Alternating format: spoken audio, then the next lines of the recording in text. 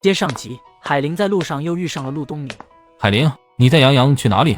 与此同时，一辆轿车开过。阿姨，那是陆四哥吗？是东明。跟陆四哥说话的那个女人是谁？茵茵，前面有红绿灯路口，可以掉头的，我们回头看看那个女人是谁。好，出来办点事，现在事情办妥了，我带杨洋回去睡会。陆总这是要去哪里？陆总忙的话，我们不占用陆总的时间了。我也是出来办点事的，事情也办好了，准备回公司。海玲，你可以买辆车，那样带着杨洋就安全一点。电车在车来车往的大街上，始终有危险。周末我叫上彤彤陪我去 4S 看看车，看中就买一辆，是要买辆车了，拉货也方便点。我跟一家 4S 店的老板很熟，要不我带你过去看看？不用了，彤彤陪我去就行。陆总工作忙，不好占用陆总的时间。你不是说是周末再去看车吗？周末我也不用上班呀，在家里闲着也是闲着。海通对车子的了解肯定没有我们男人清楚的。彤彤不太了解，战印了解呀，周末战印也不上班的。那有什么需要帮忙的，跟我说一声。好的，先谢谢陆总了。陆总，我们先走，再见。骑慢一点，杨洋，再见。陆叔叔再见。阿姨，你认识他吗？我猜的没错的话，她是海玲，就是商太太的外甥女，战家大少奶奶的亲姐姐。我见过她的，见她的时候，她还胖得很，当时我看着她都忍不住嫌弃，怎么那样不爱惜自己，让自己吃成了个大胖子。老公不出轨不离婚才怪呢。她是战大少奶奶的亲姐姐，离过婚吗？是的，海玲去年离的婚，老公出轨了，听说还家暴她，而且在生活上向她提出 AA 制。海玲平时在家里带娃，属于家庭主妇，没有收入来源。她老公向她提出 AA 制，就是嫌弃她了呀，她都没有反应过来。听说后来是抓到了她老公出轨的证据了，她才知道老公早就在外面有人了。她老公跟她提 AA 制，家里什么费用都只出一半，对她抠得很，但给小三买的礼物都是奢侈品。女人呀，特别是嫁了人的女人，要活得明白一点，爱人先爱己，自己不懂得爱惜自己，你指望老公来爱惜你吗？尽量保持着经济独立，若是无法保持经济独立，能抓住家里财政大权也行。花老公挣的钱不必替他省，太省了，他的钱就给别人花了，自己一年到头舍不得买一身新衣服，舍不得买一套护肤品，为那个家省钱，人家非但不珍惜你，反而嫌弃你不修边幅，丑，不想带你出门，嫌你给他丢人呢。茵茵，你放心，我们家东明不是那样的男人，你和东明要是结婚了，我们也很开明的，不会拦着不让你出门上班，你想干嘛依旧是自由的，我们都会支持你。阿姨，我和陆四哥八字都还没有一撇呢，他总是躲避着我，我想追到陆四哥，估计还要很长一段时间。不过我认可阿姨的话。东明对海玲的那个儿子很好，小孩子长得可爱，谁看到了都会喜欢的。陆太太是当妈的，她对自己的儿子更了解，总觉得陆东明对海玲母子俩的关注有点超出了常理。想了想后，陆太太就掏出手机打电话，让人去帮她打听打听海玲的近况。阿姨，你该不会是以为陆四哥对海玲感兴趣吧？海玲一个离婚女人，又胖，东明的眼光没那么差，不过咱们还是得防一防，谁知道海玲会不会肖想东明。茵茵，阿姨的儿媳妇人选是你这样的女孩子。也是，我没想到这一点，我只想着陆四哥不可能喜欢一个离婚女人，想到阿姨不会同意的，就不把海玲放在眼里。茵茵，东明一直单身，没有传过任何的绯闻，也没有追求过女孩子，他属于感情方面比较粗线条的人，不过谁要是能征服他，那他会用一生的柔情来宠着那个女人。你不要看轻海玲，她是战大少奶奶的亲姐姐，东明和战印又是好朋友，他们经常见面，相处的时间多了，谁知道海玲会不会生出野心，也想像她妹妹那样飞上枝头变凤凰。所以你最要防的人就是海玲，若发现不对劲，阿姨也相信你能对付得了海玲的。阿姨，我知道的。我们回去陆氏集团看看。阿姨，陆四哥工作很忙，我们没什么事的话，去公司打扰他，影响到他工作，他会更加不喜欢我，甚至觉得我利用阿姨来对他施压。这么快就偏着东明，心疼他了。那行，听你的，我们去逛街吧，你看中喜欢的，阿姨都买下来送给你。阿姨，我什么都不缺。你没有带着礼服过来吧？去看看礼服，过2天阿姨要去参加宴会，我跟东明说，让东明陪我一起去，你也去，总要有礼服的，定制的话来不及了，只好先委屈一下你，买现成的了。不委屈，我有时候也会买现成的礼服。茵茵，阿姨真的是越来越喜欢你了，你大方得体又有能力，东明若是能娶到你，阿姨做梦都能笑醒。解决了老家房子的事，海童心情愉悦地回到了书店里，却意外地看到了很久不见的张念生。海童姐，念生，什么时候回来的？好久不见，你现在看上去成熟稳重了很多。今天刚回来，我妈有点不舒服，厂里暂时没那么忙，我就请了2天假，加上周末就有4天时间，可以回来看看我妈。是好久不见了，海童姐是越来越漂亮了。沈姑姑没事吧？我没听小军提起。我姑姑没什么大事，感冒了。生病的人容易脆弱，就打电话给念生了，害得念生担忧，火急火燎的请假回来陪我姑姑看过医生。在我姑姑休息后，他出来见见朋友，路过这里进来看看的。张念生会出现在这里，真的不是冲着海童过来的。他过来之前还特意打电话问过沈小军，知道海童不在店里，他才进来的。最近挺多人感冒的，让姑姑注意身体。是的，很多人感冒，医院里的病人多到像赶集似的。那个君姐，海童姐，我先走了。张念生没有久留，笑着向2个姐说了句就走了。念生成熟稳重了很多，不用这样看我，我以前不爱念生，现在也不爱，以后也不爱，他在我眼里一直都是弟弟。我知道你从来没有爱过念生，就是怕你会愧疚。不过念生现在这样挺好的，他是家族接班人，是要吃点苦，面对一些挫折才能成长，变得更沉稳。那是姑姑为了他好，安排他去接受磨练，是好事。我愧疚什么？我跟我家那个醋坛子说一声，免得他又误会。就你家战英那个爱吃醋的习惯呀，若是通过保镖知道你和张念生又见着面了，铁定是把醋坛子都砸碎的。海童主动告诉了战印，好过战印从保镖那里知道。怎么样，你爸是你爷爷亲生的吗？是亲生的，我和老头子做的 DNA 鉴定结果显示我们是有血缘关系的。我拿出这份鉴定结果后，他们就老实了，没有再折腾。我们已经通过协商解决了这件事。解决了就好，以后也不用再和他们扯皮了。明天我们回去和他们重新签一份协议，等过户到我姐名下后，我再把钱给他们。他们的占比份额，你们用钱买下来。他们提出来的解决办法，要么是我们买他们的份额，要么是他们买我们的份额。2个老的也没有多少钱了，他们要是买我们的份额，需要花的钱更多。他的孝子贤孙一大堆，没有一个人肯出钱的。老头子被气得狠了，就让我们出钱买他们的份额。钱他们收到后留着来养老，然后继续住在我家里，让他的其他子女帮他们交房租水电。本来我不想斤斤计较的，是他们到了现在都还想占我们的便宜，我就跟他们斤斤计较了。老头子又不是只生了我爸一个，他有4个儿子呢。我爸不在了，他还有3个儿子。按农村的养老方式，在老人家还能生活自理的时候，基本上都是每家出点伙食费，或者轮流把老人家接去同住照顾，总不能一直住在我家里吧。所以我要他们给点补贴，我不差那点钱，就是不想让他们占便宜。就该如此，有便宜可占的时候，他们就知道拿好处，要养老了就全都推到你们家里来。海志文说什么爷爷有财产，他就要分一份，爷爷养老与他无关。说爷爷生了他爸爸，没有生他，养老与他这个当孙子的无关，可把老头子气狠了。你爷爷最疼爱的不是海志文吗？他当初是在小飞家里的公司上班了，年薪100万呢。小飞让他失业也是他活该，这种人不能让他发达。老头子力争我家的房产、宅基地都是想给海志文继承的，他那一番话着实气狠了老头子。老头子就爽快地答应了我们提出来的解决方法。有些父母的所作所为真的让人无法理解，孝顺的儿女不喜欢，却偏爱那些不孝顺的。所以他们最后既是寒了孝顺的儿女的心，又要被他们偏爱的儿女伤心。有些兄弟姐妹在父母离世后，关系变得僵冷，甚至老死不相往来，都是因为父母活着时的偏心造成的。还好，我家里的还好，我爷爷奶奶对我们都是差不多的，没有特别的偏爱谁家，也没有特别讨厌谁家。我那些叔叔伯伯们都很好的，我们跟我的堂兄弟们也有来往。叮铃铃，沈小军的手机响了起来。今天一整天他都没有给我来电话，我以为他对我的新鲜感过去了呢。苏总爱惨了你，他对你的新鲜感保质期是一辈子的。都说物以类聚，人以群分，我家战先生是个专情的，他结交为知己好友的必定也是感情专一的人。你呀，放100个心吧。苏总单身这么久，就是为了等着遇见你，与你相亲相爱一辈子。不是苏南打来的，是我弟呢。不是苏总呀。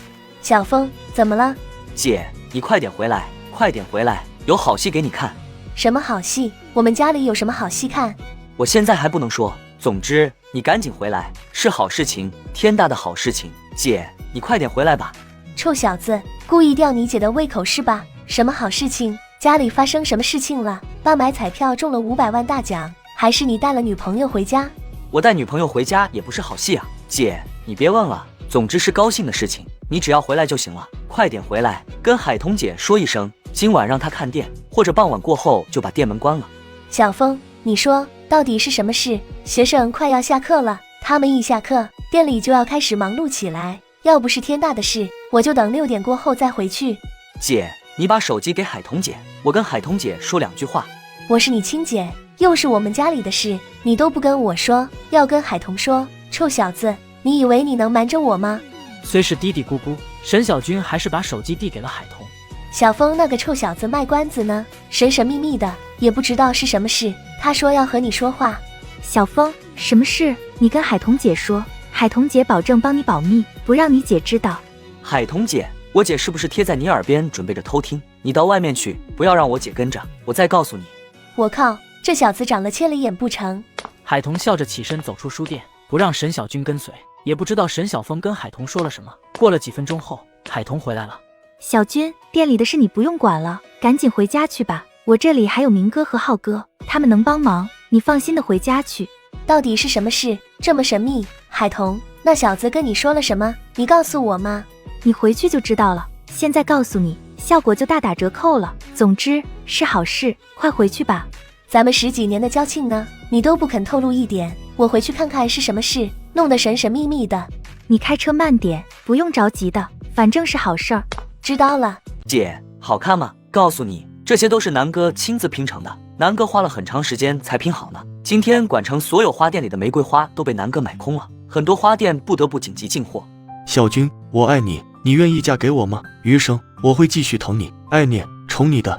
沈小军看着苏南，看他眼神里充满了深情，俊脸上也有着期待，还有一点紧张害怕。小军咋还不答应？苏南这么好的男人，提着灯笼都找不到，我都恨不得替他答应了。就是不能一下子就答应，总要考虑考虑的，一下子就答应了，显得君姐迫不及待似的。沈小军是愿意嫁给苏南的，他也不再矫情，伸手接过苏南递来的那束花。苏南，我答应嫁给你。苏南大喜，连忙又掏出准备好的求婚钻戒给沈小军戴上。你什么时候策划的？早就策划了，想来想去，还是觉得这样子更好一点。小军，你喜欢吗？我要是不喜欢，也不会答应你的求婚。只要你是真心的，不管是什么场合，只要你向我求婚了，我都会答应你。怪不得你一整天不给我打电话，也不给我发信息，原来是准备着惊喜给我。我就是想给你一个惊喜，也不让小峰在电话里跟你说。那小子说是好事儿，我猜来猜去，都猜不到是你向我求婚。我要拍照，把此刻的甜蜜幸福记录下来。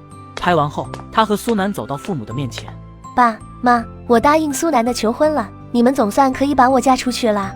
苏南，阿姨谢谢你，太谢谢你了。妈，你这话说的好像我是没有人要，塞给苏南似的。你相亲无数次都不成功，我和你姑姑为了你的婚事操碎了心，不就是没有人要？现在苏南肯要你，你以后对苏南好一点。那是我要谢谢小军，小军肯嫁给我，避免我成为老光棍。进屋吧，今晚就留在这里吃饭了。就算爸不留我，我也要厚着脸皮在这里吃饭的了。念生，打电话给你爸，让你爸下班后来你就这里吃饭。好，我现在就给爸打电话，让爸下班后就过来。苏南，你问问你爸妈有空过来吃饭吗？你既然向小军求婚了，小军也答应了你的求婚，等你爸妈过来了，我们当家长的可以商量一下你们俩的婚事。对，苏南，你打电话叫你爸妈过来，今晚就把你和小军的婚事商量好。小军，明天是星期五，这一个星期里最后一天的工作日，明天一早你就和苏南去民政局把结婚手续办了，先领证再办婚礼。这么急？我以为是先订婚再领证。爸，那等我爸妈过来，你们先商量挑一个好日子，我和小军办订婚宴，订婚宴之后再去办结婚证也不迟。当然，我希望婚期能早一点。请，那先办订婚宴，再领证，然后再办婚礼。苏南打电话给父母，告诉父母他向沈小军求婚了，沈小军也答应了他的求婚，让父母有空就过来跟他的老丈人洽谈婚礼事宜。妈是很忙，不过再忙都不如你的人生大事重要。亲，妈叫上你吧，备上厚礼，就去亲家家里。谢谢妈。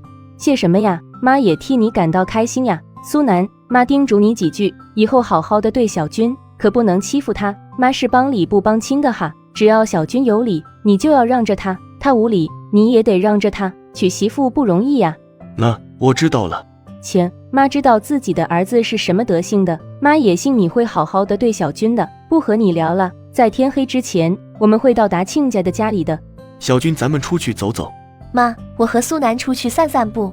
我想着找一个与我家门当户对的男人，以后当个包租婆，睡着都有钱收，做梦都想不到我会和你在一起。我也有很多房产，很多商铺，你以后依旧可以当包租婆。我名下的那些房子、商铺出租后都交给你去收租，收到的租金你也怎么花就怎么花，不想花就继续买地建房出租。现在买地建房的成本很高了，早一点的时候，我们这里征收田地，有钱人建房出租时花的本钱不用那么多，随着现在的租金上涨，稳赚不赔。现在的房地产的确不好赚了，你和海彤还有商小姐不是在投资吗？你收到租金了就拿去投资，想做什么尽管去做，不用担心亏本的事，有我给你兜底呢。沈小军心里甜丝丝的，战印对海彤说过的话，苏南也对他说了。苏南，我有没有跟你说过我爱你的话？好像说过，又好像没说过。就算我听过了，我也还想听你说爱我。我爱你。我也爱你。独自守着店的海彤看着好友的朋友圈，既替好友感到开心，又忍不住想到他和战印。海彤忍不住打电话给战印，电话通了，但战印没有接听。难道又吃醋了？海彤摸了摸后，闲着没事做，重新开始他的编织。没2分钟，一束花冷不丁地递到了他的面前。你怎么老是不接电话，发信息也不回？我人都过来了，不必再接电话。白天我在忙，为了今晚早下班，不是请了人吗？别再自己劳累，特别注意你的手。这束花好新鲜，管城花店的玫瑰花没有被苏总买光吗？我现在才过来，就是为了这束花。你该不会是跑回你家去捡的花吧？说错话了，纠正一下，我的家也是你的家，那是我们的家。你之前让沈小姐帮你买的一车鸡鸭，你还记得吧？放在山庄附近的果园里养着，那些鸡鸭生了很多蛋，我妈叫我回去把那些蛋都带过来，说自己养的鸡生的蛋营养好，还让人给我们宰了好几只鸡鸭，一并让我带回来。我是顺路在花田里捡了一束花的。我都忘了。妈说走地鸡更好吃一点，让你多吃几个鸡腿，咱们就夫妻俩，加上奶奶一共也就3个人，吃不了那么多，等会儿给姐送几只。苏总向小军求婚了。我知道，老婆，你羡慕了，我也可以在大庭广众下向你求婚的。得了吧，咱们都老夫老妻了，结婚证都领了那么久，还求什么婚？婚礼我会用心准备的，保证让你成为所有女人羡慕的对象。我现在已经是别人羡慕嫉妒恨的对象了。张念生回来做什么？他跟你说了什么？他看你的眼神是否依旧炽烈如火？我问了，念生回来是因为沈姑姑不太舒服，念生就请了2天假，加上周末的2天假，一共4天时间，可以回来看看他妈妈。他会来书店，也是路过，想来看看他的表姐沈小军的，并不是冲着我而来。小军跟我说，念生来的时候还特意打电话给他，问过我在不在店里，确定我不在店里，他才过来。我回来遇到他，他就要离开了，前后的时间都不足5分钟。浩哥他们都在外面看着呢。真有什么？你家的保镖不向着你，你呀，总是喜欢吃醋。以前我就说过，我对念生只有姐弟之情，无男女之爱的。我就是介意你和张念生认识了那么多年，你们相处的时间比我长，他还深爱过你。那有什么办法？我是认识他在先，也是认识了10几年，你能让时间倒流吗？要是能让时间倒流，我可以不和他认识，只和你认识。老公，念生已经放下了，虽说我是认识念生在先，也有10几年的交情了，但你却是陪我过完下半生的。如果我能活到70、80岁，你就能陪我几十年，不比念生的时间长。咱们会长命百岁的。你叫张念生的名字叫得那么顺口。好吧，我以后都不叫他的名字，我叫他张少爷，不酸了哈。尽量不要和他见面。好，不见面，他很少在管城，我也见不到他呀。以后都叫我老公，不管什么时候都叫我老公。好，都叫你老公。老公，老太公的缩写，把你叫老了。老公在你嘴里叫出来，感觉变了味道。我还是觉得叫你名字更习惯一点。什么时候可以回去？要给我姐送几只鸡鸭过去，现在就走吧。动物园事件有结果了吗？当真不是您家干的？至少不是宁总干的。不是他，难道是宁太太？苏南还在查着，暂时也没有证据。不过我们都是锁定了宁太太。宁总夫妻俩身上似乎藏着不少秘密，但他们夫妻俩也很谨慎，很小心，做什么事都不留下把柄。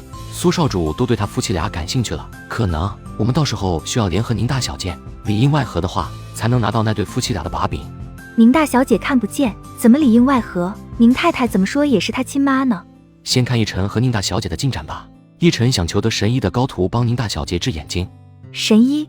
神医是一个医术非常好的老医生，他老人家叫什么名字我们无从得知，只知道他是个医术高超的医生，但他又不在任何医院任职，也不开诊所。有人找他看病，他觉得对他胃口的，他就看一看；不对他胃口的，他都不想看。经他看过的病人，基本上都能被治好，大家就送了他神医称号。如果没有算错的话，他应该是我奶奶那个时代的人，现在年事已高，可能是精力有限了吧，很少听到他治病救人的事了。不过他有个高徒继承了他的衣钵，神医的高徒程小姐也是个人物。去年望城蓝黑之争，程小姐就救了蓝家少主一命，她的出现让望城黑家主落败，全军覆没，被望城警方一网打尽。之后就听说程小姐和君家三少爷以及四少爷似乎走得特别近，再后来就没有消息了。程小姐和蓝家少主夫人以及君家大少奶奶关系都很好，蓝少主夫妻俩度蜜月去了，就看能不能从君大少奶奶那里问到程小姐的消息了。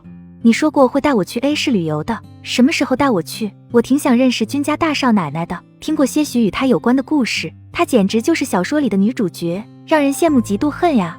等我忙完手头上的工作，挤上几天时间带你去 A 市拜访君家大少爷夫妻俩。君大少爷从母兴业的，老婆，你也是小说里的女主角，也是让人羡慕嫉妒恨的。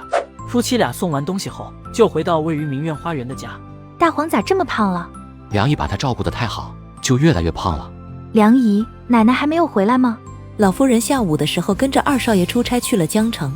奶奶跟着浩宇出差也不和我们说一声，我也好跟着出去玩一玩呀，跟着奶奶到处吃瓜看戏。别被奶奶带坏了。奶奶才不坏，奶奶是天底下最好的奶奶。专门坑孙子的奶奶。奶奶怎么坑你了？奶奶做的每一件事都是为了你们好，你说奶奶哪一件事坑了你？没坑，没坑。我给大少奶奶准备了宵夜。梁姨给我做了什么宵夜？反正是大少奶奶喜欢吃的。我不吃宵夜，你们吃吧。彤彤，我去房间等你。黑暗的夜晚过去，海彤姐妹俩今天要回老家跟海老头等人重新签协议。故而任女士今天不开门，被母亲一再催促，都还赖在战印家里的陆东明，想着去任女士吃早餐。结果到了任女时，发现店门不开，不过门前站着一个人。